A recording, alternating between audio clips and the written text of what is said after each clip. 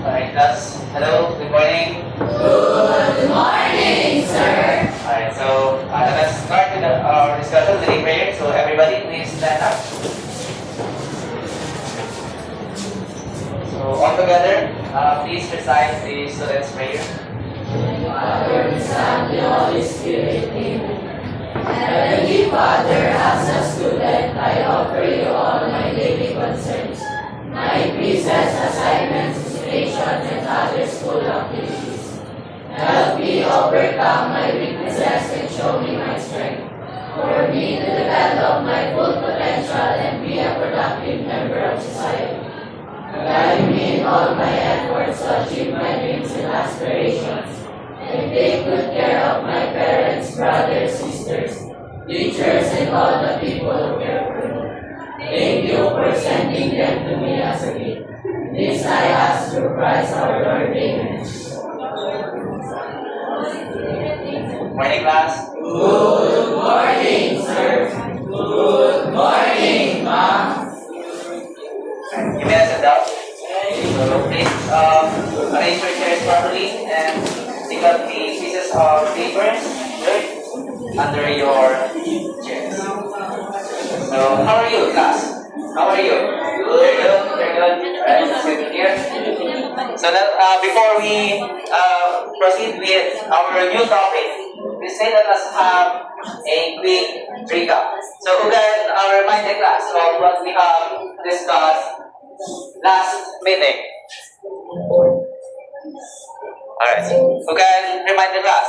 What was our last topic? Yes?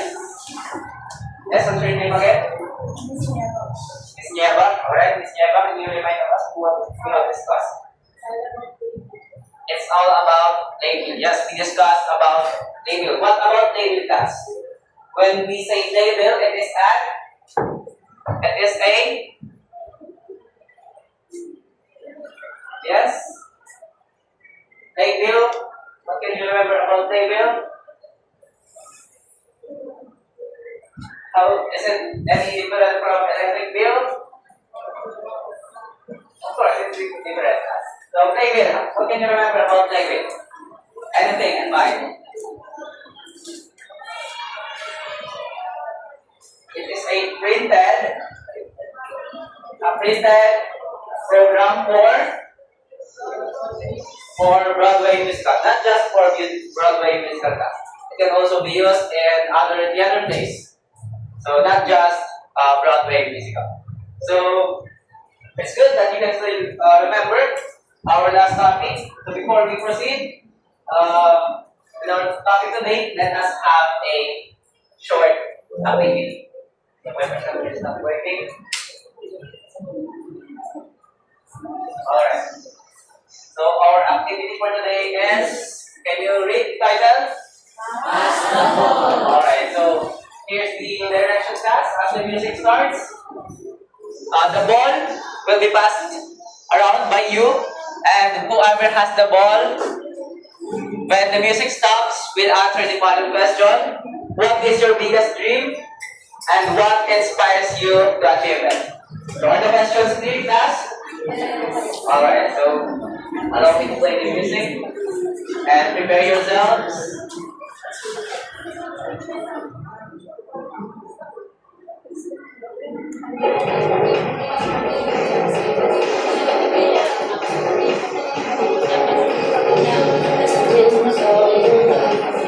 Alright, can you please pass the background?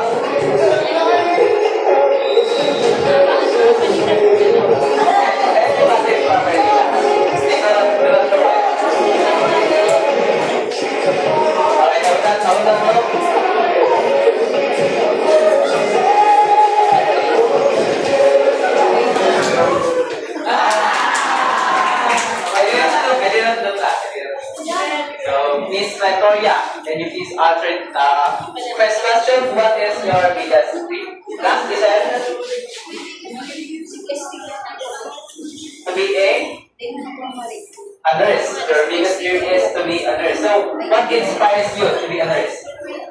Your family. Alright, so let us have another round dance.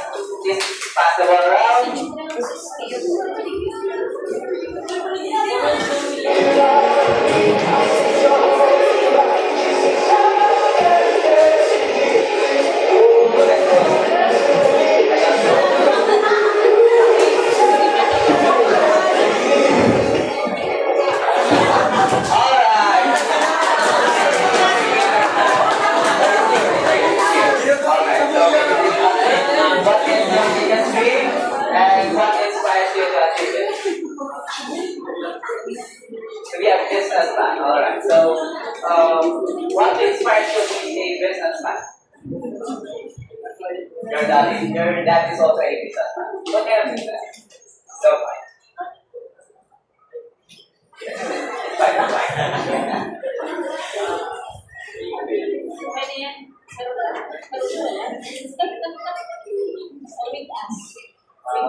You would like to have your own business. Alright, very good. So let us have another next run. Please pass the ball around. I will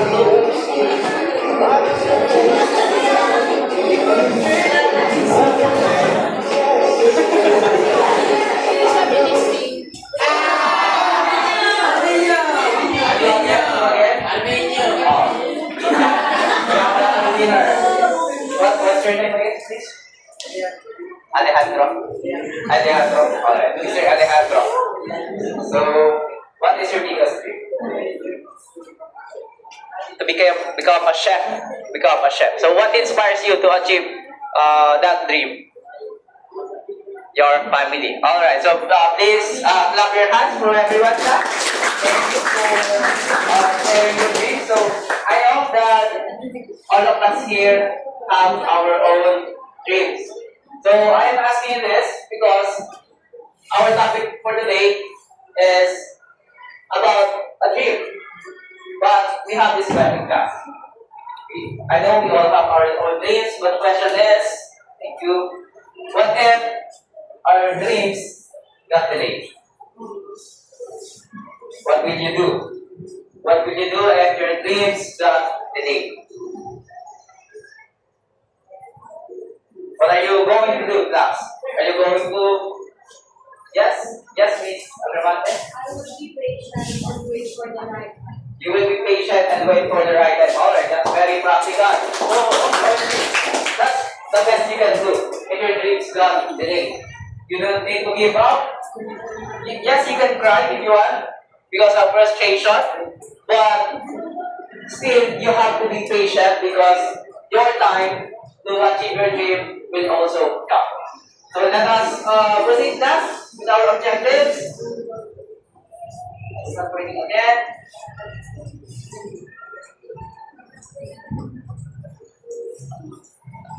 Alright, so Miss Stacy, can you please read the first objective? Alright, in this discussion, we are going to identify the imagery used by the author. Can you please read this, the second objective? So we are also going to relate the poem's message to our society today. And lastly, yes, please read. Discuss ways and how Alright, we are going to discuss how you are going to achieve your own aim. Alright, so let us check your prior knowledge about the words that we are going to encounter for today. Let us have a quick pre-test. So you don't have to write anything. You just have to answer the questions orally. Alright, so let us have the first word. We have leopard in this street. Given sentence.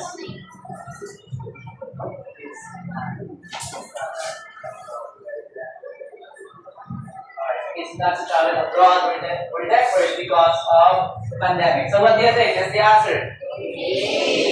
It's A. So leopard means delayed or postponed. Alright, next we have, yes, can you please read?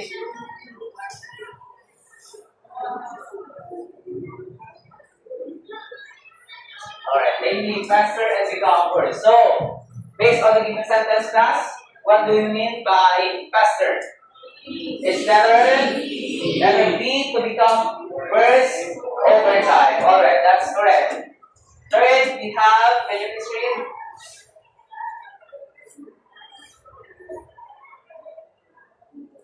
Alright, so the bread will cross its left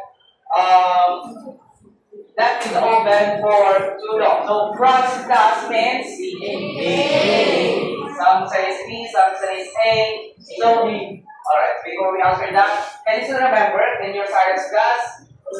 For example, this is the earth What are the three layers of the earth?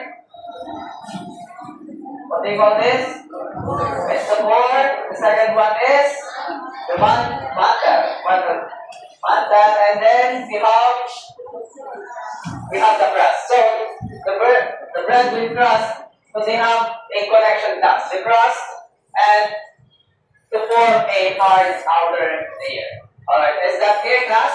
Yes. Alright, let us proceed to number 4. Which is number 4?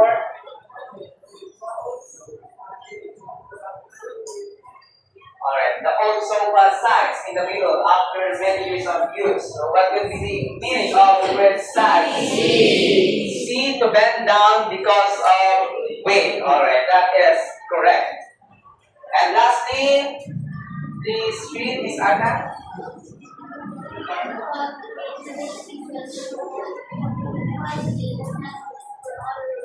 The answer is?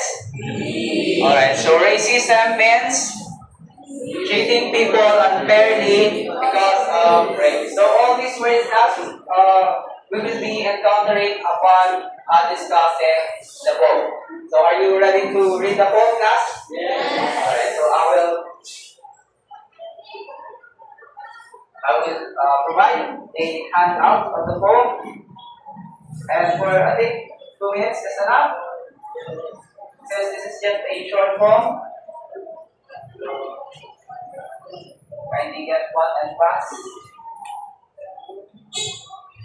Kindly get one and pass.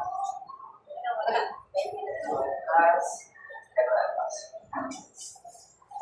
Faster class, faster.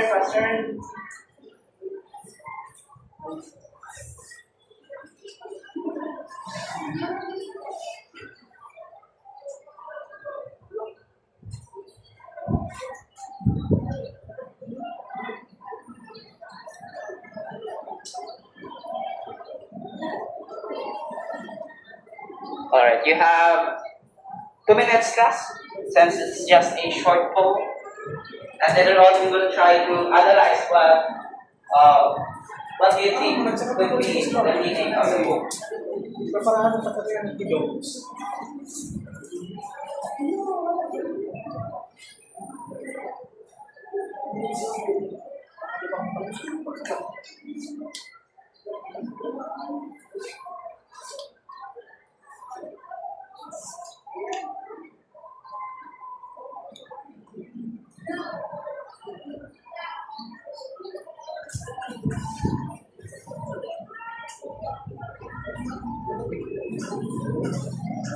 One minute, class, 1 minute.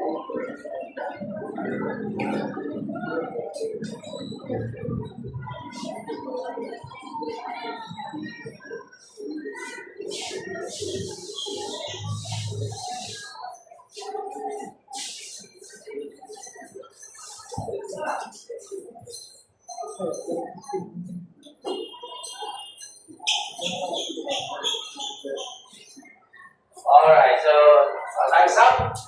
So I will ask you first, what is your personal understanding of the book? Just on the surface level, class. What do you think, based on your observations, based on your first reading, before we deeply analyze it? It's about a different thing, of course. It's about a different thing. Because what's the title, class, of the poem? A dream different. So when we say different again, what is that? The day. So the poem is actually telling us a dream that is being today. So in order for us to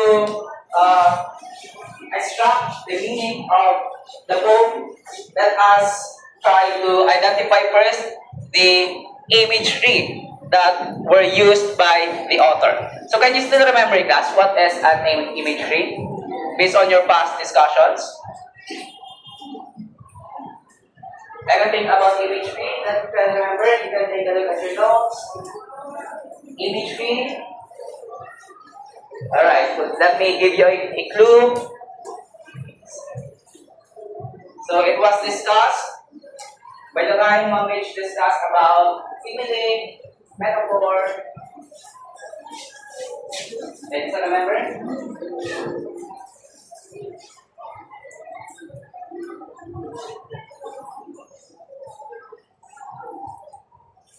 Alright, so imagery class, allow me to refresh it for you, to turn for you. So imagery is a literary device. So that gives us a vivid, descriptive language that appeals to our five senses. So can you please identify those five senses? Sense of smell, sense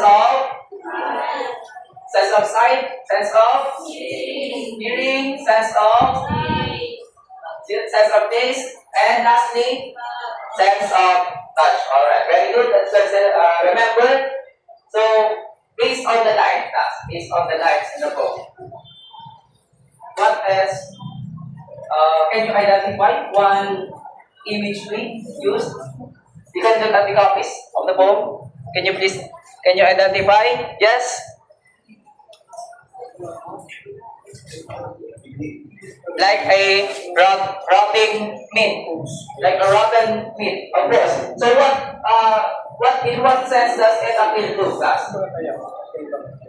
Rotten meat. It stinks like a rotten meat. Sense of bad. Alright, so that is. Another one is the first line. Can you take the second line? I suppose. Second or third, what can we see there? So, the author compared a delayed dream to a raisin and this one. Are you aware of what is a raisin, class? What is it? A dried grape. Alright, a dried grape. So, the author compared a delayed dream to a raisin and the sun. So, what do you think could be the reason why he compared it to a dried grape?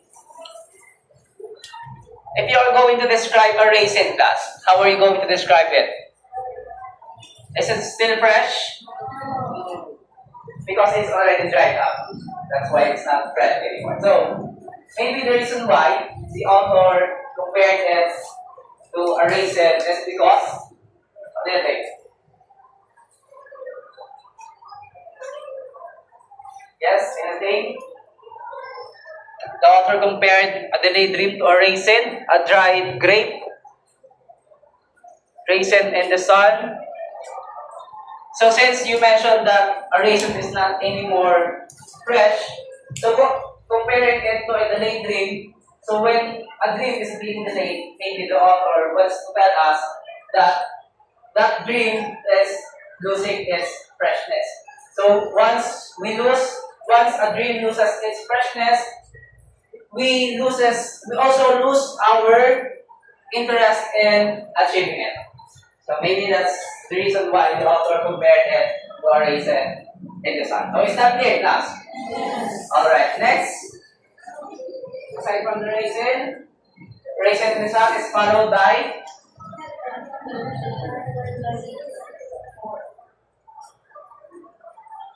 or fester like a sword. So in what sense does it appear? Sense of, what do you think? Sense of smell? Sense of touch. It appeals to the sense of touch. So what do you think, class? A delayed dream is compared to a fester. So a sword is like a painful wound, fester. So why do you think a delayed dream is compared to a fester, like a sword? Like a sword. How are you going to describe a sword, class? When you have a wound, how are you going to describe it? Does it feel good? So how do you feel? What do you feel? You feel hurt, you feel pain. So also when your dream, for example, your dream to become a nurse get delayed, how are you going to feel? What are you going to feel? You will feel sad and hurt. So that's why the author compared a delayed dream to a sword. So a delayed dream fester like a sword. So is that clear, class? Is this slide clear? Alright, so let us proceed. So this was mentioned by one of your classmates at the back. So a delayed dream stink like a rotten meat. Why does it stink like a rotten meat?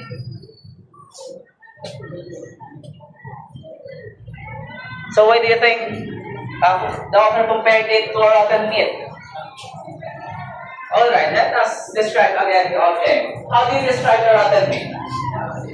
It stinks. It smells bad. So, will you still eat it? Will you still have interest in consuming it? No, of course. And the reason why the author compared a delayed dream to a rotten meat, because when a dream got delayed, you also lose your interest in achieving it. As well as how you lose interest in consuming a rotten meat. Is that clear, class? Yes. Alright. So other one we have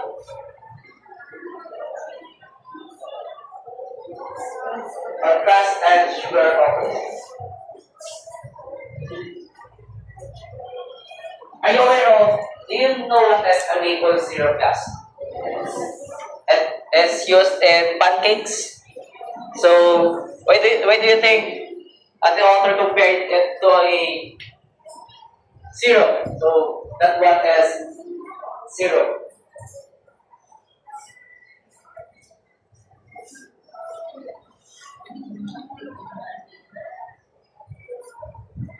Yes, anything?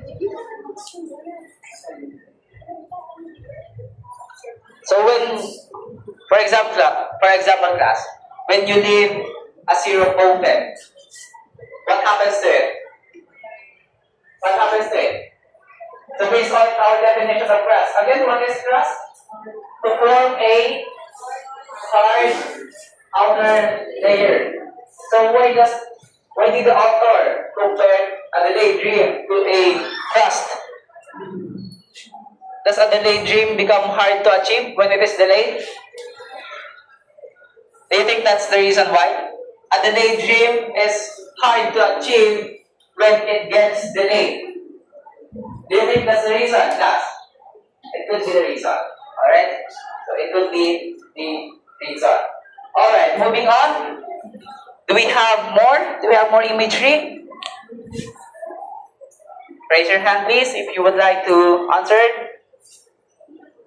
Aside from or cross and sugar over, what imagery?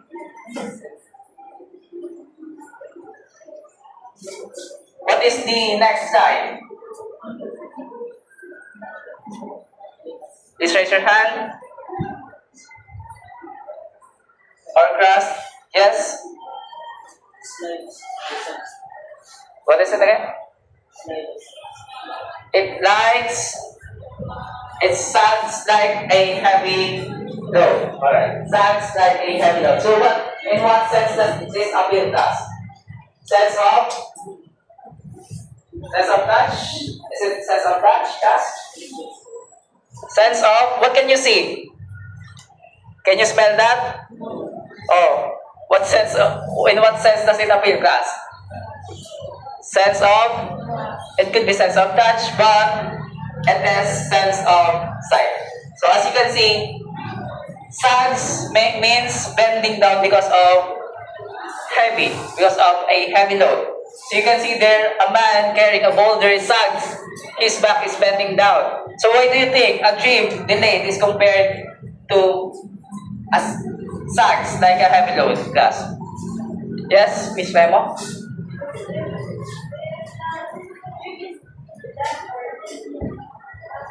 Yes, that's right. Yes. You can explain it again.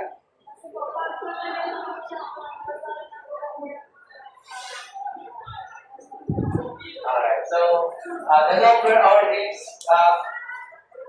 we achieve, the longer for us to achieve our dreams, the heavier it gets for us. So it feels more heavy when our dreams got delayed. Alright, is that clear, class? Is this slide clear? Yes. Alright, next, and I think last line in the poem, I think. The last imagery used by the author, it's other hand please. How about this side? How about here at the back? So here at the back. What is the last line of the poem?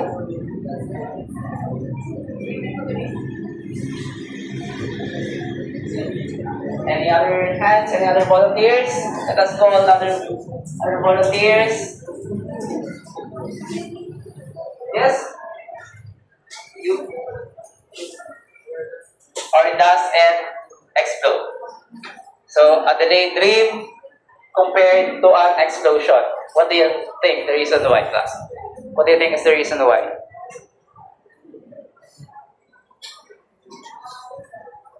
So, as you mentioned earlier, when our dreams got delayed, we feel pain, we feel hurt, we become sad. We also feel frustration, we feel irritated. And when we feel, with all these emotions combining up inside of us, what happens? We explode, we complain, we cry. Alright, so that's the meaning of this line. So, is there a meaning of the poem clear to you, class? Yes. Alright, so very good. So, in order for us to deeply explain the meaning of the poem, let us try to discuss the context of the author. So, the context of the author has something to do with his reason in writing the poem. Let us see. So, I think the font is too small, but it's readable. Can you please read the first bullet?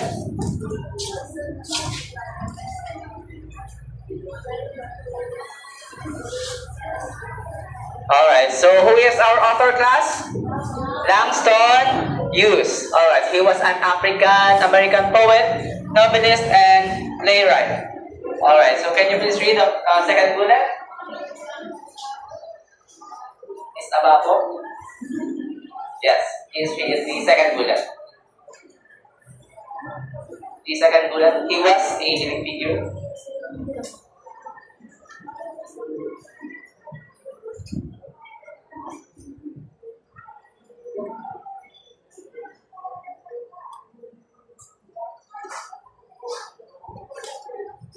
Alright, so he was a leading figure in the Harlem Renaissance. So it was a cultural movement for Black Americans. It was for their art, for their music, and for their literature. And next, who would like to read? Can you please read the last bullet?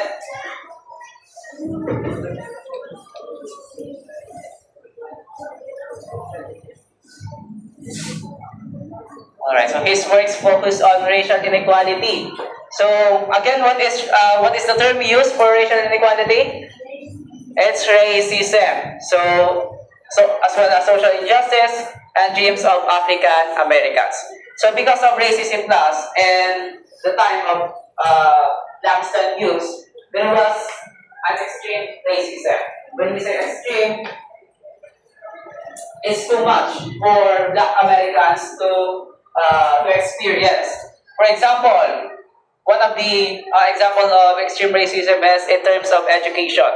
So did you know that Black and white Americans are separated in terms of schooling? So for example, here in Kamhai and Kamhai main campus. In the main campus is for the whites and the bottom is for the blacks. So that is how they segregate, they separate the black and whites. So that is a form of racism.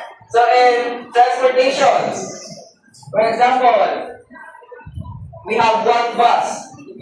The front part of the bus, let me visualize it for you. The front part of a bus, this is the front part. The front part. This is for what do you think? It's for the whites. This is for the black. So the blacks are not allowed to sit here, but if this part is already full, all the whites will occupy the seats of the black. So that is how extreme the racism is in America in the United States during Langston Hughes' time.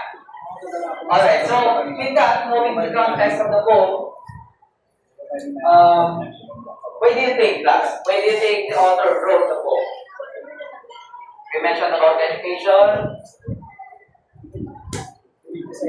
So Black Americans class are not allowed to have the same school with whites, and because of that, their education are anything, they were not able to complete their education formally. And with that, if you do not have education at all, how can you achieve your dreams? So that's why Langston Hughes wrote a poem for the Black Americans, because their dreams were delayed because of racism. Very good. Alright, so let us put the context of the poem in our context for today. Alright, so allow me to use my chart.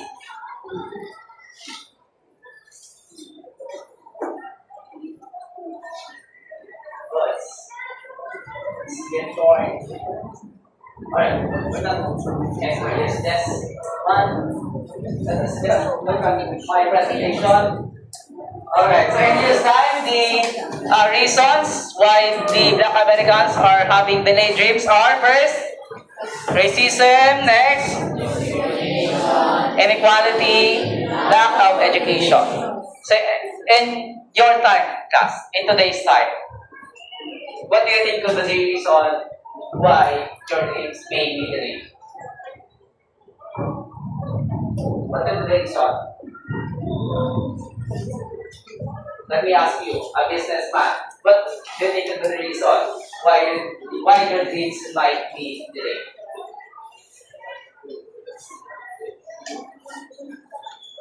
Financial problems. We have poverty. Financial problems, poverty. So if you are too poor, how can you get education? Which is our second reason, lack of education. Class. If you are too poor, how can you get education? Maybe you can have scholarships, but of course, aside from scholarships, there are too much expenses in school. So if you don't have enough education, what happens? Class. What happens if you don't have enough education? What happens? You lack. Can you get a job? And can you get a proper, well-paying job if you don't have education? Okay, so what do we have there? Lack of opportunities. Because you don't have enough education at all, how can you have a best opportunity for you to achieve your dreams? How can you go to a nursing school if you don't have money? How can you study business if you don't have money? If you don't have financial capability? So how can you be a doctor? How can you be a teacher? Alright, so and lastly, maybe this one is too sensitive class, but this is also the reason, one of the reasons. So teenage pregnancy.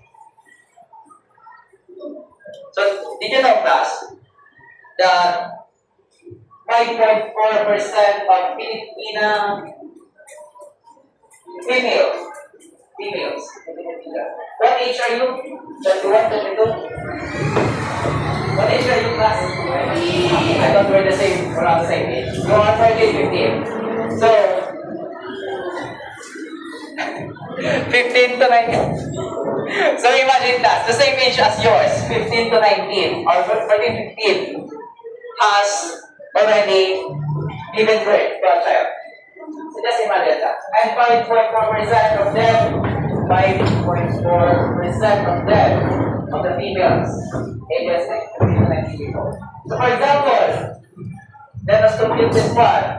There are 500 female students. 5.4%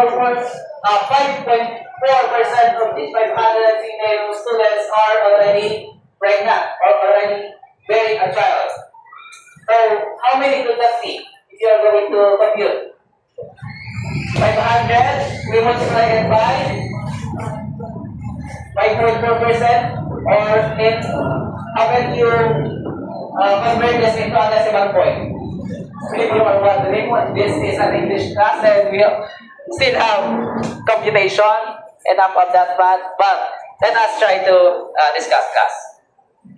So 500 times 5.4% is, you can use your phone. You can use your phone. Yes? 400. I think you literally multiplied it. But when multiplying class, you want to convert this into a decimal point. So 5.4 is 0.054. So multiply it by 500. It's 27. So 27 of these 500 equals to the surrounding pregnant. But that's the value. We have 5 million female with the same age as yours. And 5.4% of that is already pregnant. So can you please compute that? 5 million times 0.054. 5 million. That is according to PSA. I'm not making any numbers.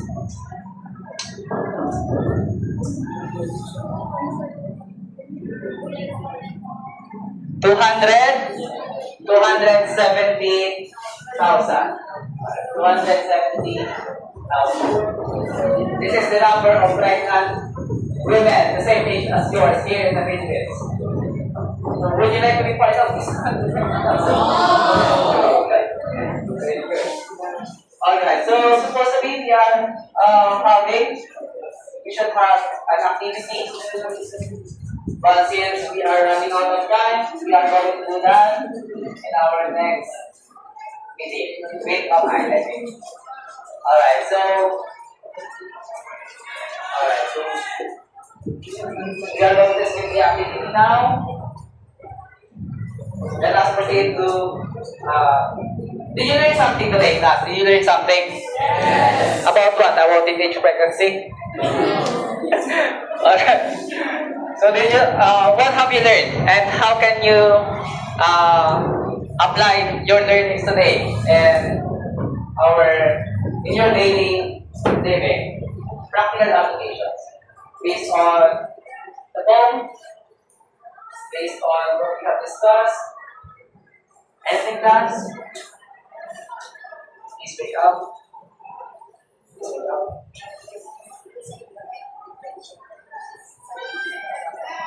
What would be the practical applications of our lesson today, class? About these points? First would be, of course, making right decisions. Can you please repeat after me? Making right decisions. Making right decisions. Alright, so in order for you to achieve your dreams, you have to choose which decision is the best for you. Alright, aside from that, can you please give me another practical application?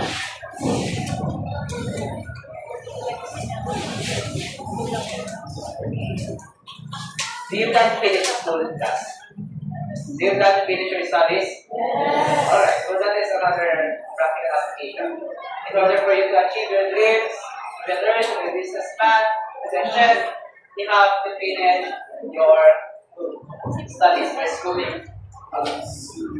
So, again, class, what is the poem all about? It's about a dream difference. So, who is the author, class? Who was the author of the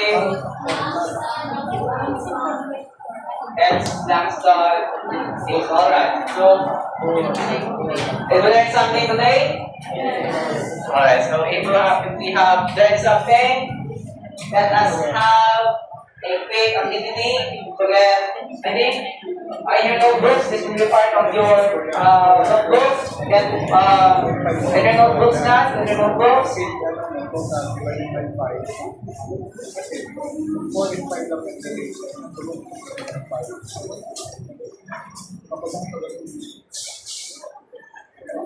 Pastor class, Pastor, let us use the correct letter of the answer for each question.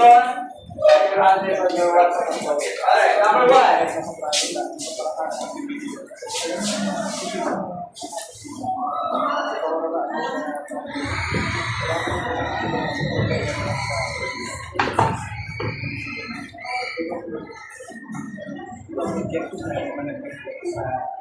Are you done? Number 1? Couple.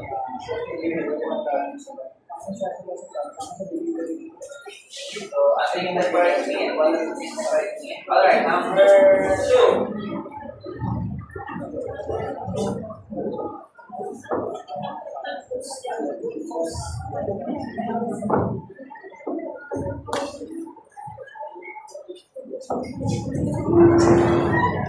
Akan Hormidas, after something. And number 3.